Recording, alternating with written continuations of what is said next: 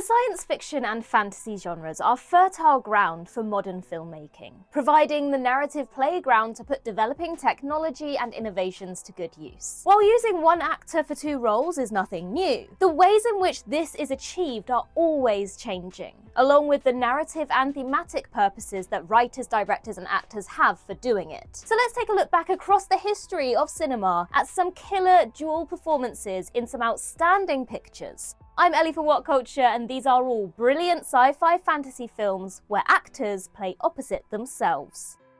Let's begin with Sonic the Hedgehog 3. Jeff Fowler's live-action Sonic almost hit a brick wall before it had even started running back in 2019, when images and footage of the goofy, awkward, uncanny valley character design got out. Thankfully, they got it sorted out for the 2020 release, and a minor success was born, spawning a whole small universe of films and shows for the franchise. 2024's Sonic the Hedgehog 3 introduced Shadow the Hedgehog into the fold, as well as Professor Gerald Robotnik, series antagonist Dr. Ivo Robotnik's grandfather. Jim Carrey, who had made the Robotnik character his own, was therefore the natural choice for the man who spawned him. Carrey played Gerald as a meaner, tougher, no-nonsense version of Ivo, with a ridiculously large white tash and facial and body prosthetics to give him a bit of heft. But although Carrey proved he has the chops to manage such a similar dual role while still making the characters distinct, he wasn't sure he could do it. It was a big physical commitment to play both the main antagonists in full and elaborate costume, but also a psychological one, as the film already involved so much acting against imagined characters. Because, spoiler alert, Sonic & Co. not real. And now Carrey had to act against an imaginary version of himself on top of that. The Double.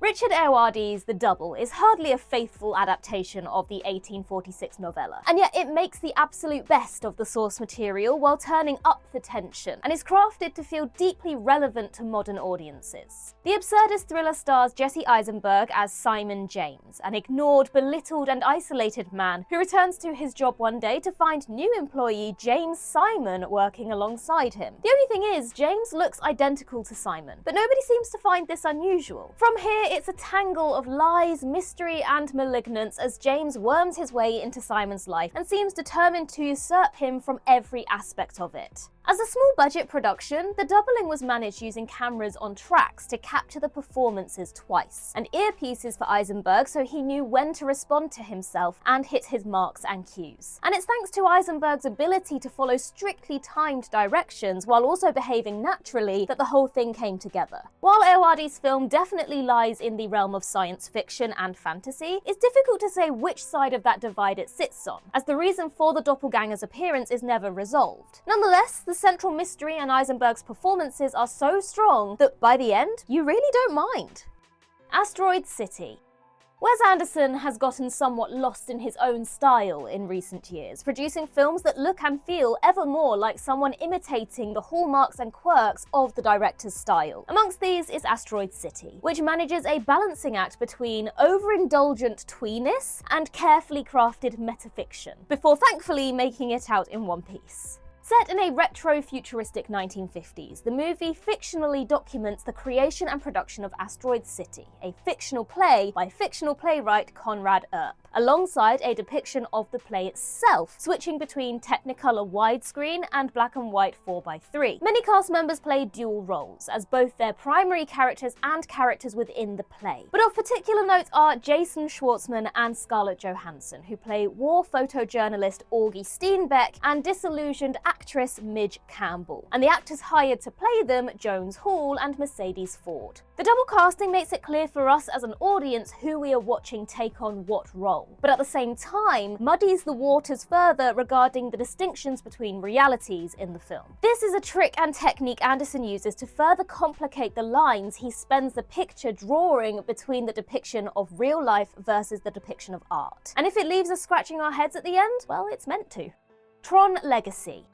Tech sci-fi flick Tron Legacy was divisive upon release, with some fans of the original feeling it did the property justice and bumped it into a new era, and others feeling the human characters and story were dwarfed by the spectacular visuals. Nevertheless, its next-level soundtrack from Daft Punk has kept the film culturally salient, and the backlash against the Jared Leto starring Tron Ares last year has prompted a reappraisal and greater appreciation of Legacy. Tron Legacy sends Sam Flynn onto the grid in search of his missing father, former Encom CEO and creator of the popular arcade game Tron, Kevin Flynn. But it's not a simple snatch and grab, as CLU, Codified Likeness Utility, an advanced version of Flynn's original computer hacking program, and his physical duplicate is waiting to foil their plans and escape into the real world. Among the film's many innovations is its use of de-aging technology to pit Flynn against his younger likeness, CLU. So that Jeff Bridges could act opposite himself, he shot his take as CLU with motion capture and facial tracking, and then body double John Reardon stepped in to take his place so that Bridges could play Flynn in the same scene. Moon. Duncan Jones' sci-fi chamber piece Moon proves that more really is more by putting as many Sam Rockwells as you can count on the moon and leaving him to deal with things on his own. Rockwell plays Sam Bell, an astronaut miner caught in permanent servitude to shady corporation Lunar Industries via cloning. When the current version of him doesn't die as intended, he discovers there are many more like him on ice in his facility, that he's replaced by a new version every time a previous one expires. And of course, that any hopes he has of going home are never coming true. Rockwell and Jones had a lot of fun with this one, seeing how far they could push the clone-on-clone scenes using tricks and technology, including having Sam play ping pong against his clone. To achieve these effects, they used clever camera work, splicing of two shots, tactical CG, and a blend of all three, such as when they managed to have Sam touch himself, hiding his arm, capturing both performances, and using a body double to do the actual touching. And it looks phenomenal, especially given the film's relatively small budget. Southland Tales. 2006, when Dwayne Johnson was still The Rock despite starting to make it on the acting scene, when Sarah Michelle Gellar was Buffy despite not having played her for 3 years, and Richard Kelly was managing to wring some financing for his next ambitious project out of the whole Donnie Darko thing, despite it being half a decade since Jake Gyllenhaal shot the bunny. All three came together in imperfect harmony on Southland Tales, which puts The Rock in play as Boxer Santaros, an amnesiac right-wing actor caught in a national conspiracy, Gellar opposite him as porn actress Kristen Now, and Kelly wrangling a plot that often feels too big for the film, with fluid karma fuel, neo-Marxist, drug-dealing soldier Justin Timberlake, an overbearing US administration, and a big blimp set piece. But that's not all. Sean William Scott silenced the comedy roles that had made him famous by portraying Roland and Ronald Taverner, cops and apparent twins who are in fact the same person twice, produced by a space-time anomaly. The fact of Roland and Ronald being one person split down two paths made the characters easier to play, as it's essentially the same role. But strangely enough, despite the relatively small size of the role, the totally cast against type Scott was the first actor Kelly signed on to the film, though we may never know why. Dark Shadows. Master of the motley macabre, Tim Burton adapted 1960s American Gothic soap Dark Shadows for the big screen back in the early 2010s. And it was to absolutely nobody's surprise that he chose his pet plaything Johnny Depp to sink into the role of vampire in a strange land, Barnabas Collins. Barnabas awakens from centuries of slumber in 1972 and must acclimatise to a whole new world and ways of living. He uses his powers and treasures in efforts to restore his fallen family to glory, and in the process encounters a crooked cast of kooky characters, including the enrapturing governess Maggie Evans / Victoria Winters. Victoria's duality is already present in her use of an alias, but the doubling runs far deeper, because Victoria is a dead ringer for Barnabas's 18th century love Josette, and unsurprisingly both are played by Bella Heathcote. Despite dressing up in costumes from two eras and taking on radically different demeanours between the parts, the double role was not a challenge for the actress because her two characters are separated by time, only converging in Barnabas's mind, where present reality and memories meet. Enemy. Denis Villeneuve can barely shift in his seat without it hitting The Hollywood Reporter. But a little over a decade ago, he was only beginning to make the journey from obscurity into global megastardom. Between far smaller films like Polytechnique and far larger ones like Dune came his middle period, in which big stars were paired with more manageable budgets in movies whose plots made you think.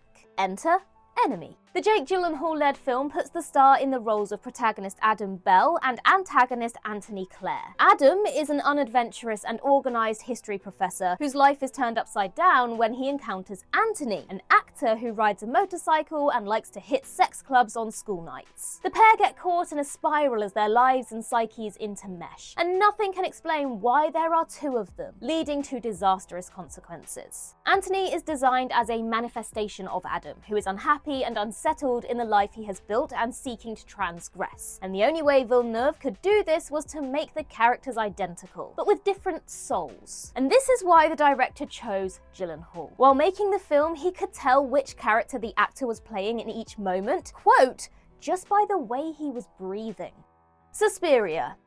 Luca Guadagnino remade Dario Argento's vibrant cult hit Suspiria, and in the process introduced various risky aesthetic and narrative changes, including sapping much of the film's famous colour out of it, and it ultimately paid off. Set in the late 1970s, the movie invites audiences into the all-female Marcos Dance Academy in Berlin by way of new recruit Susie Bannon, who has left her Mennonite community in the States to join what turns out to be a coven of witches. Leading those witches is dance teacher and lead choreographer Madame Blanc, who, though involved in acts of sadism and cruelty, seems to tread the line between good and evil. And it's a fairly straight role for Tilda Swinton, so if this is where her presence ended, we might have been disappointed. Yet she also plays Dr. Joseph Klemperer, an elderly bereaved psychologist, and yes, a man, who seeks to expose the coven and save the girls within. But that's not all, because in a surprising secretive third role, Swinton shows up as Helena Marcos, the institution's grotesque, mysterious, and decidedly evil matron. If we didn't know they were all the same actor, we might never have guessed. Guadagnino and his costume and effects departments did a wondrous job of disguising Swinton in makeup, outfits, and prosthetics, and her acting does the rest, even when she's literally talking to herself. The Mummy returns.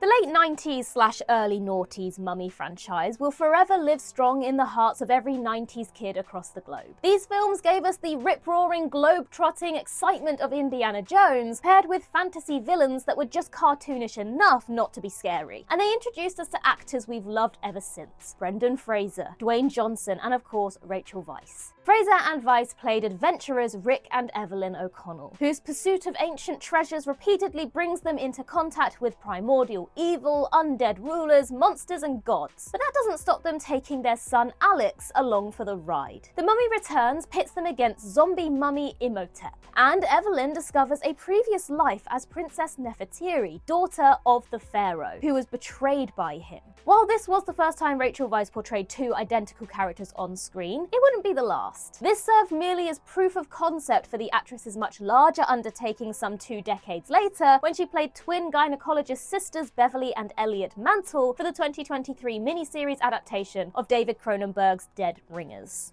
Mary Poppins. The story of an upper-class London family finding a nanny who will do literally everything for them is nothing new. But musical fantasy Mary Poppins added a spoonful of sugar to the formula in the mid-1960s and made it the stuff of legend. Julie Andrews plays the magical nanny who arrives at the Banks household with a bag full of tricks and just enough sass to get young George and Jane clean, tidy, and engaging with their father, the suffragettes, and the working classes. The latter in the form of Dick Van Dyke's Cockney chimney sweep Bert. Van Dyke's terrible accent is legendary, but his performance is one for the ages. Or should we say two? Because he doesn't just play Bert. He also takes on the role of the mean, wizened, and warped old bank manager Mr. Dawes Sr. So different are the performances and so nifty are the prosthetics that it's easy not to notice the dual role here. Yet only Van Dyke could have turned the old coot into a cackling, floating fool by the film's conclusion. From Dusk Till Dawn. Cheech and Chong have long since transcended their roots in stoner comedy to become a permanent part of the culture. And part of this process was getting parts in mainstream films and shows. And Quentin Tarantino and Robert Rodriguez reckon Cheech Marin was just what their 1996 vampire crime movie needed. From Dusk Till Dawn puts George Clooney and Tarantino in the desert and on the lam from the law as Gecko brothers Seth and Richie. But a stopover just across the US-Mexican border at the all-night bar and strip club The Titty Twister proves to be the very last refuge for even the most villainous of rogues as the patrons and staff turn out to be vampires. But one face just keeps showing up wherever they go. Cheech plays an unnamed border guard at the start, a patron of the bar called Chet Pussy in the middle, and the gangster Carlos who features at the end. And if you're looking for a deeper meaning as to why, there might be one, if Rodriguez can be believed. The director claims Cheech is a manifestation of the devil who shows up throughout this ride that the geckos are on in their own version of hell, or so he says. Back to the Future Part 2. Robert Zemeckis' Back to the Future sequel is the very definition of more is more, sending Marty McFly into the future in the DeLorean with a mission to save his family from ruin. And this future has flying cars, hoverboards, Jaws 19, 70s decor, Michael Jackson, and CRT TVs. While the film may not have gotten much right about the future, it does manage to make Marty's family look very much like his real family, and that's because Michael J. Fox plays half of them himself. Obviously, he's 80s Marty, but he's also Marty Jr., his son, who in 2015 is about the same age Marty is in 1985. He's got a squeakier voice and he's more of a dweeb and a weed, but he's basically the same guy. Then there's Marty Sr., which is just main Marty with a bit of age on him, provided via prosthetics. Most curiously of all, however, Michael J. Fox plays Marty's daughter Marlene, a teen girl whom you probably didn't realise was Fox the first time round. A curious choice indeed, given Elizabeth Shue was playing both young and old Jennifer and could have stepped into that role easily. But this is what Bob Gale penned in the script, and that's what we got. Alien Covenant. The Alien franchise has a history of using the same actors for multiple roles. In a universe where androids look human and cloning is a reality, it makes sense that certain actors would reappear multiple times. Sigourney Weaver plays Ellen Ripley in the first 3 films and her clone in the 4th. Lance Henriksen plays Android Bishop in Aliens, his supposed human designer in Alien 3, and Charles Bishop Wayland in Alien vs. Predator. And Ian Holm, or his likeness, plays androids Ash and Rook in the original film and Romulus respectively. But only one actor really gets to spend time playing with himself on screen in this series. Michael Fassbender entered the franchise as android with an agenda, David in Prometheus, and came face to face with another version of himself, the diligent, helpful, and decidedly non-malevolent Walter in Covenant. Walter is the Covenant ship's helper, and when the crew investigate the planet David has set up shop on, he is one of the only things standing between them and annihilation. As expected, Fassbender did a spectacular job of playing the dual role of god and subordinate. But it's thanks to a special bit of computer tech hooked up to the camera duplicating the actor in real time that it looks so seamless. All Fassbender and his body double had to do was match the blocking from the initial piece of film when playing the opposite role, and the computer seamlessly merged the takes together. The Bride of Frankenstein. Frankenstein has been a staple of science fiction cinema since the 1930s, and while the century since has seen countless adaptations and reimaginings of the Mary Shelley novel, the original spate of these monster movies is still held to be some of the best. Films whose aesthetics permanently altered pop culture. Bride of Frankenstein was the first sequel to Universal's 1931 Frankenstein, and returned Boris Karloff to his iconic role as Frankenstein's monster. Picking up a subplot but ultimately moving away from the original book, James Whale's sequel imagines a world in which Dr. Frankenstein is blackmailed by his old mentor Dr. Pretorius and threatened by the monster into constructing a monstrous bride, played by Elsa Lanchester. But Lanchester also plays Shelley herself, as the film opens in the real world at Lord Byron's residence, the Villa Diodati, where she has just finished telling the tale of Frankenstein and wants to continue spinning a yarn. It makes sense to cast Lanchester in both parts because it reinforces the frame narrative that these terrifying and impossible characters are the work of a fiction currently being told by a teller whose own aspects seep into the story, in the same way the Simpsons family always share a likeness with the fictional characters in the Treehouse of Horror episodes. Hellboy 2: The Golden Army. Hellboy has been through various different iterations since Guillermo del Toro last had his mitts on the property, but none have managed to usurp the duo of Ron Perlman-led films that began it all. Adapted from the comics of the same name, the first movie brings the titular interdimensional demonic entity to Earth and raises him as an American with a mission to investigate the paranormal and generally do good. Along for the ride is Abe Sapien, another weirdo whose amphibious appearance makes him anathema to popular society's tastes, but whose brain is essential in solving the Bureau for Paranormal Research and Defense's mysteries. The sequel, The Golden Army, opened up Hellboy's world substantially, introducing various new characters from various realms and habitats, while the big red guy battles Prince Nuada, who tries to reclaim the world for his magical kin. And who better to play a whole host of the strange entities the film throws up than Del Toro's go-to oddity, Doug Jones? In the second helping, Jones plays Abe again, alongside the Angel of Death and Chamberlain, the 8-foot-tall doorkeeper for King Balor. Jones has no problem with wearing prosthetics for long periods of time, is a master of strange performances, and his ectomorphic figure is easy to build around, so it was a no-brainer. Plus, there were zero chances of him being recognised in multiple parts. Bram Stoker's Dracula.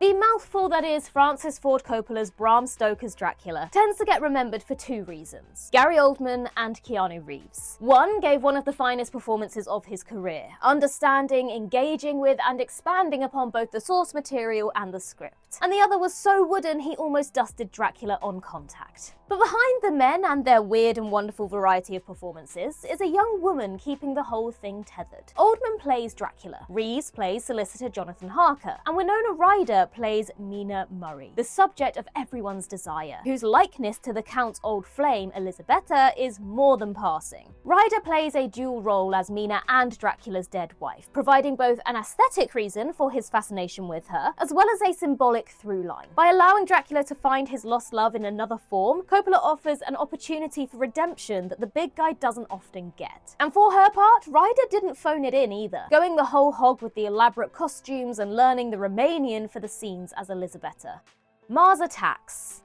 Mars Attacks is its own thing these days, the images of Tim Burton's movie having long since permeated the culture and settled in our minds. But back in the 90s, it was better known as a trading card game from Topps, and might well have bombed had Burton not managed to get pretty much anyone who was anyone at the time in front of his camera. The film, which sees green-brained Martians descend from the skies and attempt a hostile takeover of Earth, stars, amongst others, Glenn Close, Annette Bening, Pierce Brosnan, Danny DeVito, Sarah Jessica Parker, Michael J. Fox, Tom Jones, Natalie Portman, and of course, Jack Nicholson. Nicholson famously plays two dire opposite roles as US President James Dale and wacky eccentric Vegas entrepreneur Art Land. But he initially wanted to play more. Having already worked with him on Batman, Burton approached Nicholson to play the president, but the former Joker had other ideas. He offered to take every single role in the film off the director's hands. Naturally, Burton said no, but rather than waste the opportunity for something a little different, he opted for a 2-for-1 and gave Nicholson just a taste of the kind of acting project that he was hoping for.